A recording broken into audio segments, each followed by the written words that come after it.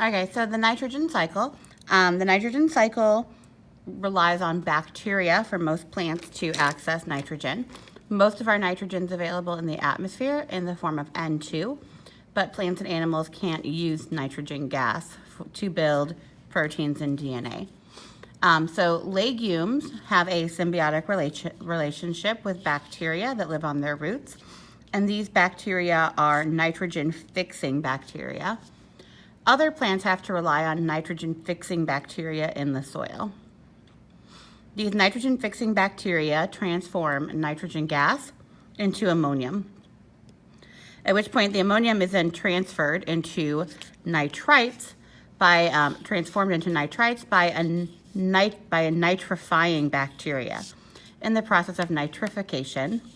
And then nitrates are again transformed into nitrates by another type of nitrifying bacteria.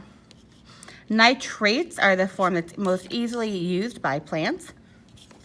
And if you see the A in assimilation, which is just when a plant takes nitrogen into its roots and then uses it in its cells to make proteins and DNA, the A in assimilation and the A in nitrates. Nitrates is the most easily absorbed type of nitrogen. So plants take that nitrogen, they change it into DNA, and they change it into proteins. And when an animal eats these plants, that's how the animal gets its nitrogen. When the plants and animals die, the nitrogen is either cycled back into the environment in the form of ammonia through a process called ammonification, or it's released back into the atmosphere through the process of denitrification, and both of those take place because of bacteria. You should also look through your notes and look at the different forms of nitrogen in each stage. So N2 to NO2 to N2 to NH4 to NO2 to NO3. The carbon cycle, and I kind of color coded it so you can see the green is when carbon is being absorbed, and the bluish purple is when carbon's going out, and the red is when carbon's being stored. So carbon is released into the atmosphere through the combustion of fossil fuels, through the combustion of biomass, through plant and animal respiration, and through bacteria respiration. Respiration is not considered a polluting activity because it's a necessary, it's how we make energy, so it's necessary for life. The only process that's going to bring in carbon dioxide is going to be photosynthesis, whether it's done through plants, like in this picture, or through things like algae. Carbon is stored in the environment in the form of either old growth forests. Really, carbon is stored in all plants, but the old growth forests are really big carbon sinks, right? Old trees have stored a lot of carbon in them. So the older the forest, if you were burning it down to create like a palm oil plantation, you'd be releasing all of that sequestered carbon.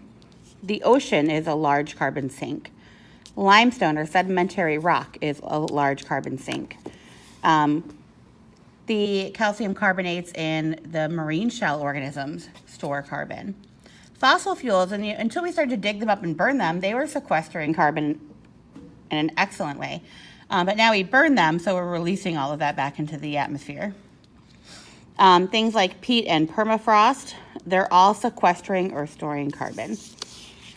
And when we release carbon into the atmosphere, we're going to increase climate change. So climate change is really like the greenhouse effect gone wild. So the greenhouse effect is when in our troposphere, and the troposphere is way smaller than in this picture, but the troposphere traps infrared radiation, or basically the sunlight, the warm part of the sun. And so when the sun comes in, a little bit of it escapes back out to space, but some of it's trapped here on the Earth. And that's good. Without the greenhouse effect, we would have a planet that was too cold to live on. But when we add more fossil fuels, when we burn fossil fuels, we're adding things like carbon dioxide and methane to the troposphere. And what we're doing is we're making the troposphere thicker. And so if we're increasing the amount of greenhouse gases, we're increasing the amount of heat that's trapped. I think like if you have one blanket on and you stay pretty warm, if you pile 3 or 4 blankets on, you'll be trapping even more heat. And so what we're doing when we're burning fossil fuels is we're increasing this greenhouse gas layer.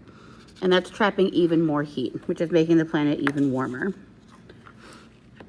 Greenhouse gases include things like carbon dioxide, which comes from the combustion of fossil fuels, deforestation, and the burning of biomass. Methane, which comes from landfill decomposition, animal agriculture, and permafrost melting. And nitrous oxides come from primarily agriculture. The greenhouse gas effect, it traps all this infrared radiation. And as we increase the greenhouse effect, the planet gets warmer. And so you see several examples of graphs that show you how when carbon dioxide increases, the temperatures increase. And while there's always been natural fluctuations, after the Industrial Revolution, there was a huge, giant spike because all of that sequestered or stored carbon in fossil fuels is now being put into the atmosphere, and it never had been before. Climate change results in the rise of sea levels. The rising in sea levels can also change things like ocean current patterns, particularly if the water gets both warmer and less salty because glaciers are melting. So glacial melt, which leads to sea level rise. And when you change the temperature, both the water and the wind, you're changing the currents, which means you're changing whole weather patterns because weather is dictated by ocean currents and by air currents. And so when you change the temperature, you change your weather patterns. And so you're going to change the amount of precipitation. So some areas might be drier and some areas might be wetter. So depending on where you're at, you might have an increase in droughts or an increase in flooding. We see an increase in strong storms. And so climate change may not create a hurricane, but it might make might make hurricanes that are more severe. We're going to get an increase in wildfires, particularly in areas with an increase in drought. You'll see an increase in insect-borne diseases as their range moves further north. You'll see an increase in heat waves that can lead to the death of mostly like children and the elderly. You'll see changes in crops, where you can grow them, how well they're doing, changes in the migratory patterns of birds. You'll see some birds that their eggs will hatch too soon, and the insects they usually eat won't be there anymore, won't be there ready for the offspring to eat. So you'll see it impacting the migratory patterns and the feeding patterns of different animals. And what are the different fossil fuels that we burn? When we burn oil, oil is the remains of algae. We have to drill for oil, and it is the least abundant fossil fuel, which means it's the one we have the least amount left of. So we're going to run out of it the fastest. It releases carbon dioxide and nitrous oxides when you burn it. It's used mostly for plastics, well, mostly to run vehicles. So gasoline is refined oil. You're also going to see it in things like plastics, medicines, asphalt, and roads. So you're going to see making of cement. So you're going to see oil in a lot of different things. But usually, if you're talking about like oil, as far as like burning a fossil fuel, we're talking about vehicles. We also mine for oil in things called the tar sands or the bitumen, which is like we did in class, that really low-grade thick oil. We also do something called hydraulic fracturing, which is when you use a stream of compressed water to break apart rock and get oil or gas that's trapped underneath it. But in addition to the high pressurized water, you're also going to shoot in sand and a mix of chemicals, things like benzene, to help open up like that pathway in the rocks and then suck up the oil or gas. And it's those chemicals that are concerning. Also, fracking has led to an increase in tectonic activity in some areas.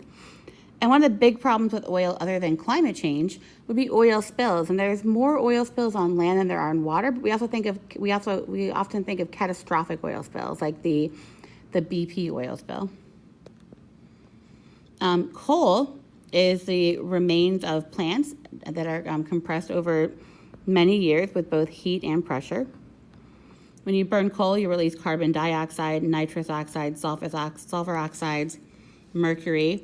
And we use coal most often for power plants to make electricity.